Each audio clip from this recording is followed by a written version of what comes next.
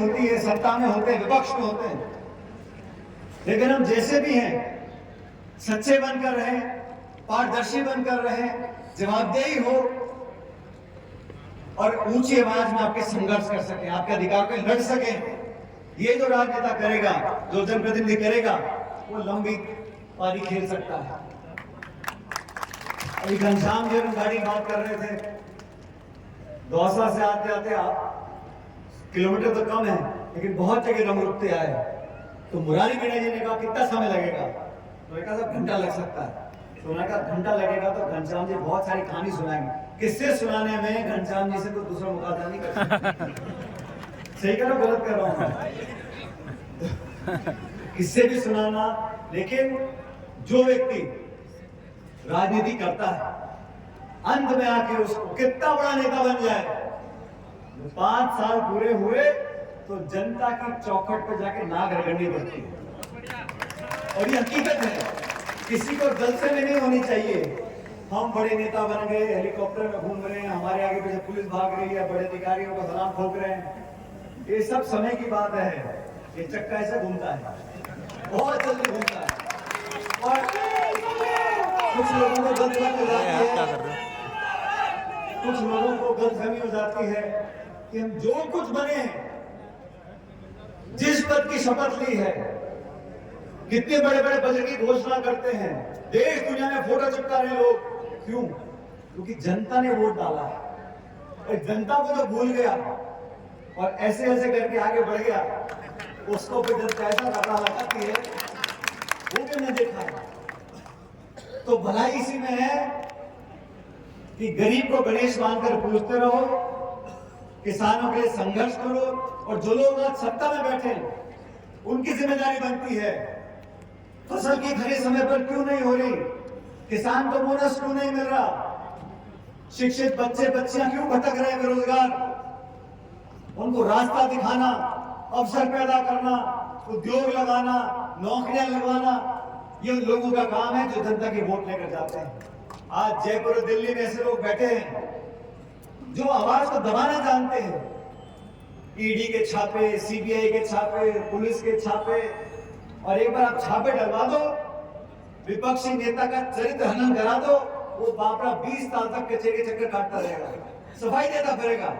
एक बार आप कीचड़ फेंक दो, दाग डाल दो, फिर वो नेतागिरी भूल जाएगा, जनता भूल जाएगा, कोर्ट कचहरी वकील एफिडेविट इसमें लगा रहेगा।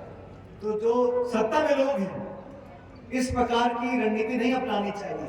प्रजातंत्र में, लोकतंत्र में हर व्यक्ति को बोलने का अधिकार है, और लोकतंत्र में, लोकशाही में जितनी जिम्मेदारी सत्ता पक्ष की है उतनी विपक्ष की भी है।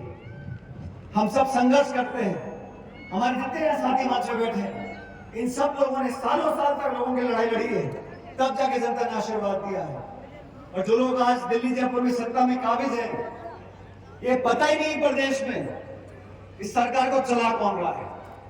अधिकारी चला रहे हैं, मुख्यमंत्री चला रहे हैं, उप मुख्यमंत्री चला रहे हैं, दिल्ली से चल रही है, नागपुर से चल रही है, चला कौन रहा है?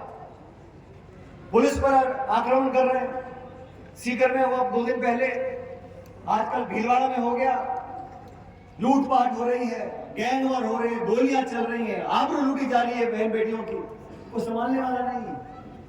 जब तक नेतृत्व मजबूत नहीं होगा, प्रशासन, पुलिस और सरकार चलाना आसान बात नहीं है। यहां बिखराव है, पता ही किसी को नहीं है। एक मंत्री कुछ कह रहा है, दूसरा मंत्री कुछ कह रहा है, एक मंत्री है नहीं है ये पता ही हमारे को नहीं है। मैंने बहुत बार हाथ जोड़ के कहा, मैंने कहा बड़ी मुश्किल से सत्ता प्राप्ति हुई है, इसका आप लाभ उठाओ, जनता की सेवा करो। रूठने से काम नहीं चलता। राजनीति में तो जनता अगर मौका दे, उसका फायदा उठा के जनता के लिए काम करना पड़ता है। इसलिए आप लोगों को आने वाले समय में देखना है कौन हितैषी है और कौन हमेशा हिंदू, मुसलमान, मंदिर, मस्जिद, इस चक्कर में लोगों को घुमाते रहते हैं। ऐसी ऐसी बात खोल दो, ऐसे ऐसे सुगुफा छोड़ दो कि जनता आपस में घूम जाए, पता ही नहीं पड़े गैस का सिलेंडर कितने का है, साग सब्जी तेल क्या भाव बिक रही है, कितनी नौकरी मिली है, महंगाई आसमान छू रही है। ये सवाल पूछना का जनता का जब मन करता है तो कहीं खोद के इसको निकाल दो, मस्जिद खोद दो, मंदिर निकाल दो, इस पे ये बोल दो, उस पे वो बोल दो। तो जनता को भी समझना पड़ेगा कौन सी विचारधारा, कौन से नेता आपके अधिकार और काम करने के लिए तैयार है और कौन आपको भ्रमित करते हैं। आज इस मौके पर आप सब यहाँ इकट्ठे हुए, वो बैठे पहाड़ी पे दूर दराज तक, आप सबका मैं धन्यवाद करता हूँ। आप बड़ा इत्मीनान से बैठे हो। और सन 1997 में स्वर्गीय पाले साहब आए थे, मेरे ख्याल 25-30 साल हो गए, 28 साल पहले वो आए थे। और आप लोगों से जो जुड़ाव है वो दशकों तक है और आगे दशकों तक रहेगा। आपके लिए जितने नेता मंच पर बैठे हैं, हम सब मिलकर आपका काम करते रहेंगे। हमारा एक ही लक्ष्य है कि ये जिला, ये प्रदेश राजस्थान उज्जवल बने, प्रगति के रास्ते पर जाए, अमन, चैन, भाईचारा, आपसी प्रेम मोहब्बत हमेशा बनी रहे, बच्चों को रोजगार मिले, किसान खुशहाल हो। इस सपना पूरा करने के लिए जो वालिद साहब ने बातें बोली थी, उस रास्ते पर हम चलेंगे। जिन लोगों ने आयोजन किया, मैं दिल से उनका धन्यवाद करना चाहता हूँ। हमें आमंत्रित किया, आप सबका बहुत धन्यवाद। आप लोग हमेशा खुश रहो। बहुत बहुत धन्यवाद। जय हिंद। राम राम साहब।